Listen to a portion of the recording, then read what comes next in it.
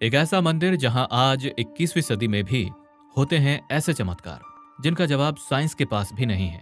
एक ऐसा मंदिर जहां धड़कता है आज भी भगवान का दिल। एक ऐसा मंदिर जहां की एक परंपरा ही कई सिविलाइजेशंस और धर्मों से पुरानी है। एक ऐसा मंदिर जहां जाने पर महसूस होती है एक अलग ही एनर्जी। हम बात कर रहे हैं हिंदू यानी सनातन धर्म के 4 धामों में से एक जगन्नाथपुरी मंदिर की। एक ऐसा मंदिर जिसमें आज भी देखने को मिलते हैं कुछ ऐसे चमत्कार जो आपको सोचने पर मजबूर कर देंगे। दरअसल वेस्टर्न कल्चर के पीछे भागते भागते हमें अपना ही कल्चर अंधविश्वास लगने लगा है। लेकिन आज की वीडियो देखने के बाद आपकी ये सोच बिल्कुल बदल जाएगी, क्योंकि आज हम जानेंगे जगन्नाथपुरी की 10 ऐसी मिस्ट्री के बारे में जिसे सुनकर आपके मुंह से बस 2 ही शब्द निकलेंगे, जय जगन्नाथ। नंबर 1, माना जाता है कि जगन्नाथ जी की मूर्ति में रखा है श्री कृष्ण का धड़कता हुआ दिल, जो ब्रह्म पदार्थ के नाम से भी जाना जाता है। और ये हार्ट इतना चमकता है जिसे देखने पर कोई भी व्यक्ति ब्लाइंड हो सकता है। ऐसा माना जाता है कि ये हार्ट लाइट की फॉर्म में एनर्जी ट्रांसमिट करती है और इस हार्ट में से एक लिक्विड भी रिश्ता रहता है।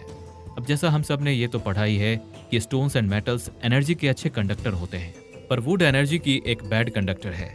इसलिए जगन्नाथ मंदिर की मूर्तियां लकड़ी से बनती है। यही नहीं, 12 से 19 साल के टाइम पीरियड में एक बार भगवान की नई मूर्ति स्थापित की जाती है और भगवान के दिल को उस मूर्ति में शिफ्ट किया जाता है, क्योंकि हार्ट की एनर्जी की वजह से ही वुड डिप्लीटेड हो जाती है। मूर्ति बदलने की इसी प्रथा को नव कलेवर के नाम से जाना जाता है, यानी नव प्लस कलेवर। अर्थात इस प्रथा में जगन्नाथ, बलभद्र, सुभद्रा और सुदर्शन जी पुराना शरीर त्याग कर नया शरीर धारण करते हैं। देवताओं को एक विशेष प्रकार की नीम की लकड़ी से बनाया जाता है, जिसे दारू ब्रह्मा के नाम से जाना जाता है। माना जाता है कि नव कलेवर से पहले पुजारियों को सपना आता है कि किस पेड़ को भगवान की पिंड के रूप में चुना जाएगा। जब पुजारी उस स्थान पर जाते हैं जो उन्होंने सपना में देखा था, तो उन्हें वही पेड़ मिलता है और उस पर भगवान के शंख, चक्र और गड्ढा के प्रतीक भी होते हैं और उस पेड़ की रक्षा एक सांप कर रहा होता है। मूर्तियां बदलने का ये समारोह मशहूर रथ यात्रा से 3 दिन पहले होता है, जब ब्रह्मा पदार्थ यानी श्री कृष्ण के दिल को पुरानी मूर्तियों से निकालकर नई मूर्तियों में लगाया जाता है। मूर्तियां बदलना इतना आसान नहीं है और इसके लिए कड़े नियम होते हैं जिनका पालन करना अनिवार्य है। वृक्ष खोजने के लिए चुने गए दल को खोज के पहले दिन से ही नाखून, दाढ़ी, बाल आदि काटने की अनुमति नहीं होती है। ये पूरा प्रोसेस इतना सीक्रेट है कि इसे किसी को भी देखने की अनुमति नहीं है और ऐसा माना जाता है कि यदि कोई इसे देख ले तो उसकी मृत्यु हो जाती है। इसलिए इस प्रोसेस के दौरान पूरे शहर की बिजली काट दी जाती है और मंदिर के बाहर सीआरपीएफ की पूरी टीम खड़ी कर दी जाती है और किसी का भी मंदिर में आना जाना बंद कर दिया जाता है। पिंड बदलने से पहले दैता पतियों की आंखों पर पट्टी बांध दी जाती है तथा हाथों पर कपड़ा बांधा जाता है। सुबह होने से पहले ही मध्यरात्रि को पुराने मूर्तियों को जल में प्रवाहित कर दिया जाता है और अगले दिन नई मूर्तियों को सिंहासन पर विराजित किया जाता है। सबसे हालिया में ये समारोह 2015 में हुआ था। नंबर 2, आपने ये तो देखा ही होगा कि कोई भी पतंग हवा की दिशा में ही उड़ती है और झंडा भी उसी दिशा में लहराता है। लेकिन आपको बता दें कि भगवान जगन्नाथ मंदिर के ऊपर स्थापित ध्वज सदैव हवा के विपरीत दिशा में लहराता है। अब ऐसा किस कारण से होता है, इसका पता आज तक नहीं चल पाया है। साथ ही इस झंडे को हर रोज बदलने का नियम है। आपको ये बात जानकर हैरानी होगी कि जगन्नाथ मंदिर में प्रतिदिन संध्या काल में मंदिर के ऊपर स्थापित ध्वज को यहाँ के पुजारी द्वारा मंदिर में उल्टा चढ़कर बदलना पड़ता है। जी हाँ, आपने बिल्कुल सही सुना।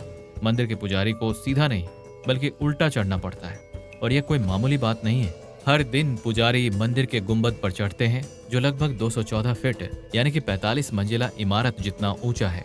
और जगन्नाथपुरी की ये परंपरा आज की नहीं बल्कि कई सिविलाइजेशंस और धर्मों से भी पुरानी है।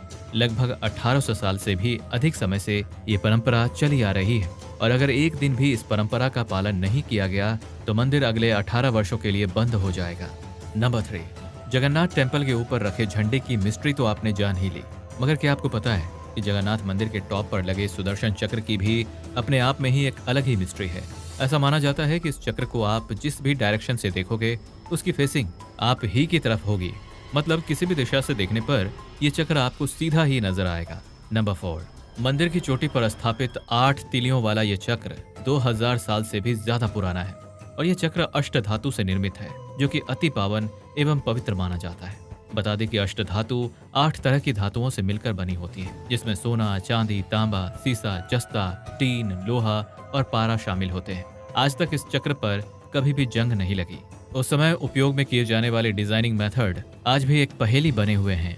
जहां मंदिर की चोटी पर स्थित चक्र की ऊंचाई 20 फीट है और इसका वजन लगभग 1 टन है, वही इतने भारी इस चक्र को मंदिर के शीर्ष पर कैसे लाया गया और कैसे स्थापित किया गया, ये एक और रहस्य है जो अभी भी अनसुलझा है।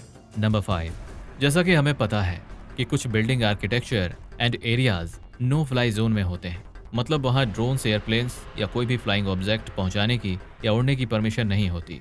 पर हम पक्षियों को तो नहीं रोक सकते ना, उन्हें समझना तो बहुत मुश्किल है ना।